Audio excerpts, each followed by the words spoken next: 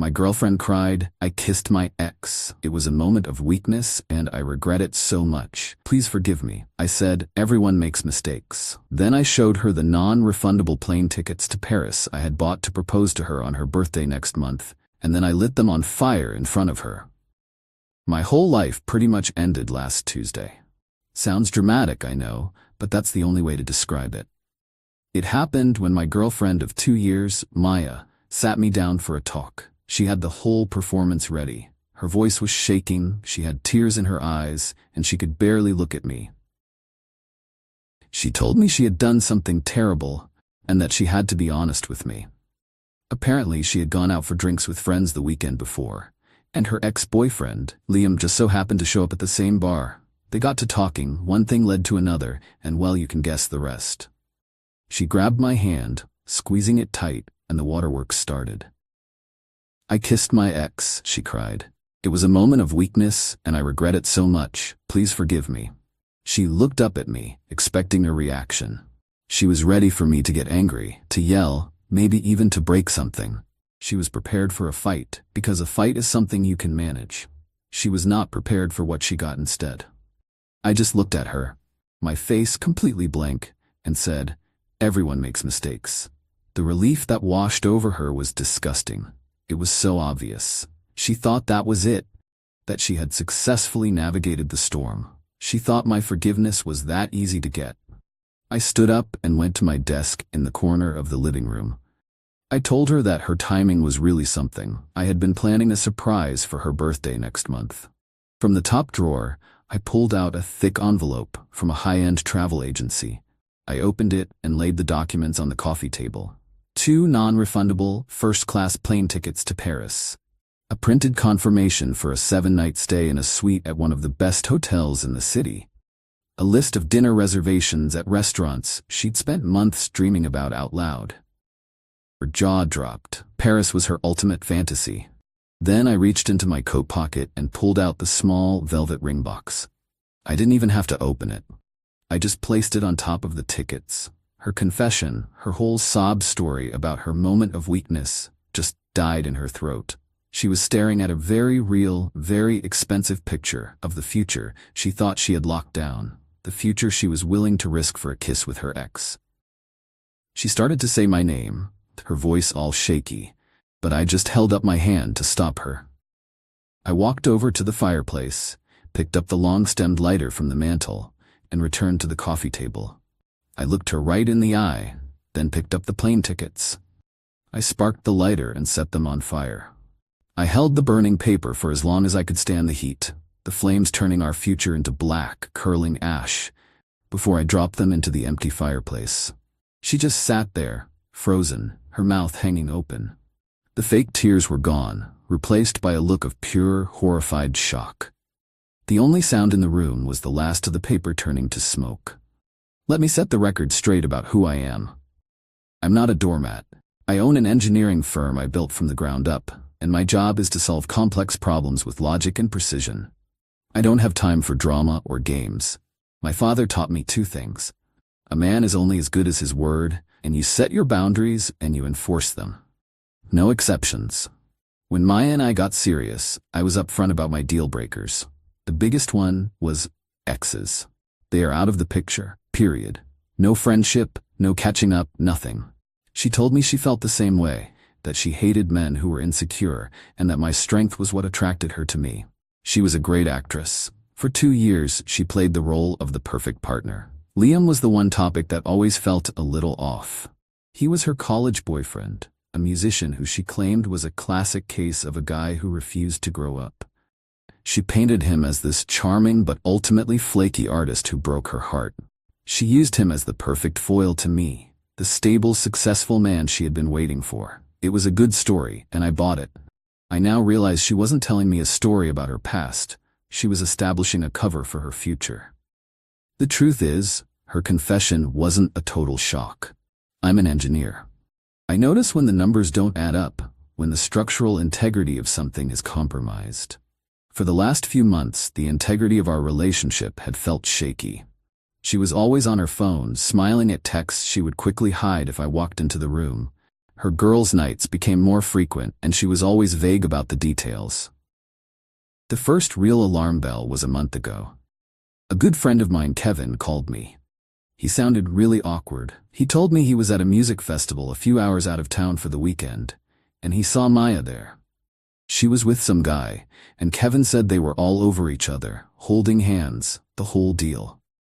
He said he wouldn't have called, but he saw them again the next day, and it was clear they were there together as a couple. When I confronted Maya about it, she didn't just deny it, she went on the offensive.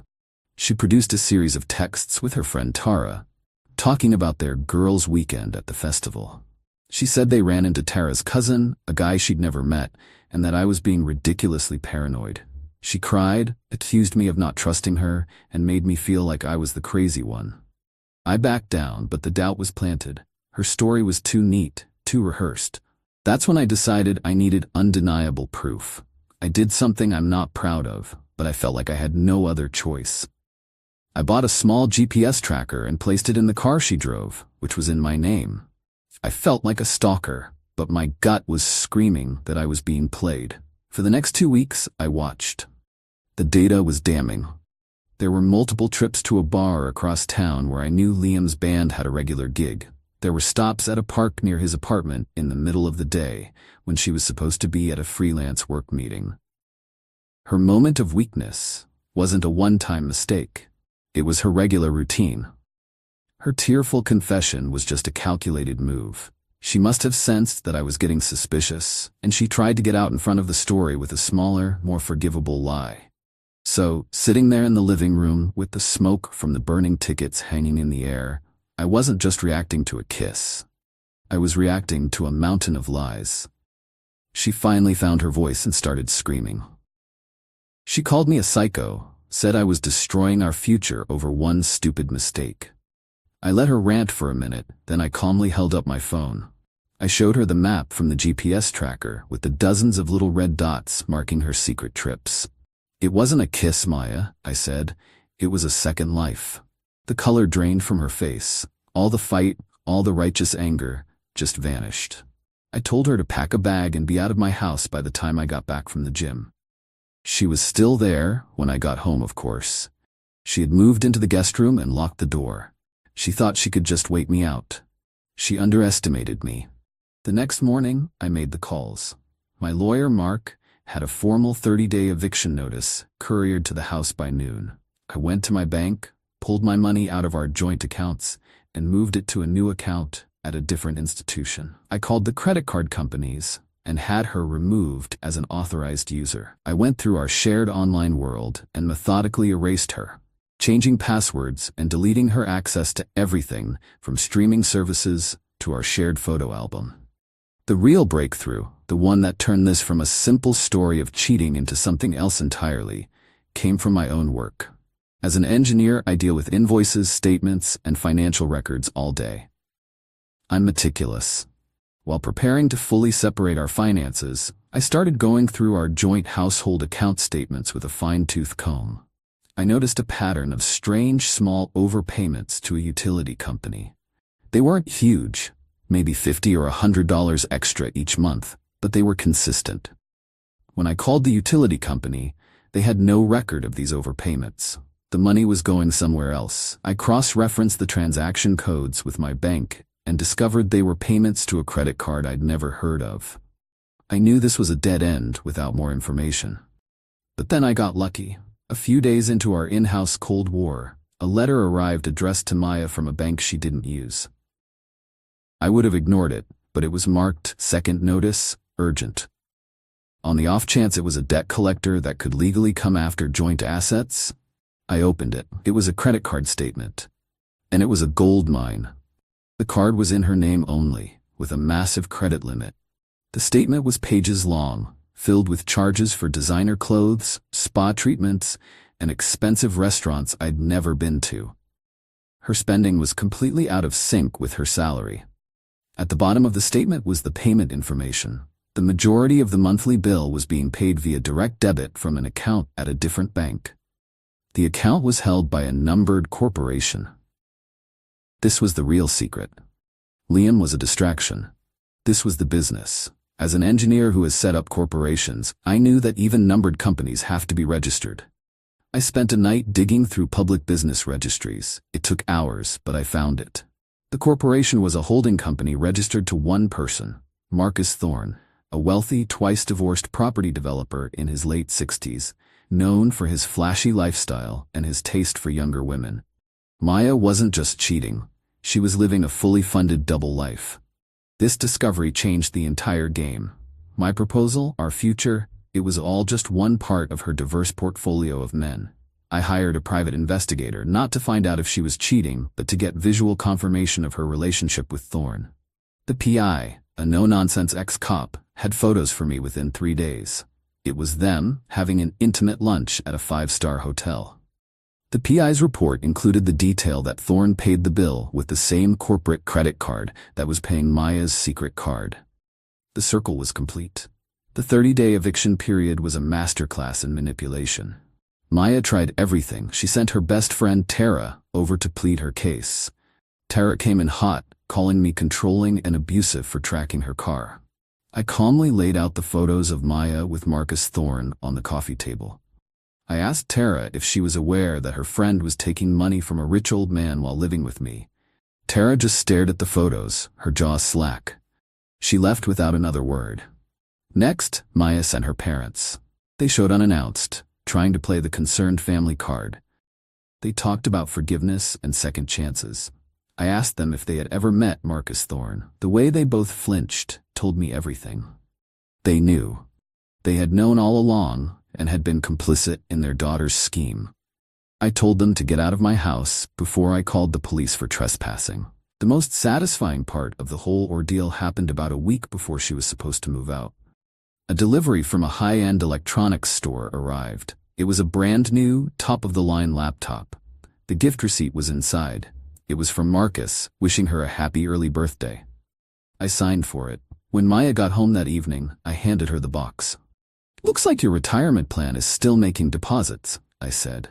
The look of pure, unadulterated panic on her face as she realized that I knew everything was better than any apology could ever be. There was nowhere left to run, no lies left to tell. The day she moved out was bleak and quiet. She had called Liam for help, but he, predictably, was suddenly too busy. She had called her parents, but they refused to get involved any further. She had to hire a couple of guys off a moving app to haul her mountain of designer clothes and shoes out of my house. She was completely, utterly alone. As she was about to walk out the door, for the last time, she turned to me. "I hope this makes you happy," she said, her voice dripping with venom. "You've ruined my life." I just looked at her and said, "I didn't do anything. I just stopped paying for your life. There's a difference." The final step was ensuring a clean break. My lawyer, Mark, sent 2 letters. The first was to Marcus Thorne. It was professional and to the point. It outlined Maya's fraudulent behavior, including the fact that she was living with me while taking his money. We included copies of the PI's photos and the relevant bank statements. We made no demands, simply presented the facts. The second letter was to Liam. This one was a bit more direct. We included a bill for the private investigator, as his actions were a direct cause of the expenses incurred. We also included the GPS data and a friendly reminder that interfering in a domestic partnership can have unforeseen consequences. I never heard back from Liam, but I did hear through the grapevine that his band was mysteriously dropped from their regular Tuesday night gig a week later. The bar owner was a business associate of one of my firm's biggest clients. I may have mentioned the situation in passing. Coincidence, I'm sure. As for Marcus Thorne, his reaction was more decisive. A week after he received our letter, I got an alert from a credit monitoring service. Maya's secret credit card, the one he had been paying, was canceled. Her main source of income was gone. The last I heard, Maya is living in a tiny apartment she can barely afford, drowning in debt. She tried to create a social media campaign about her abusive ex, but when a few anonymous accounts started posting the photos of her with Marcus Thorne in the comments, she deleted her profiles. The revenge wasn't the fire in the fireplace. That was just the overture. The real revenge was the methodical, logical dismantling of her entire fraudulent life and leaving her to deal with the consequences all by herself. I sold the ring, and I'm taking my sister to Paris. Turns out non-refundable tickets can sometimes be exchanged. Who knew?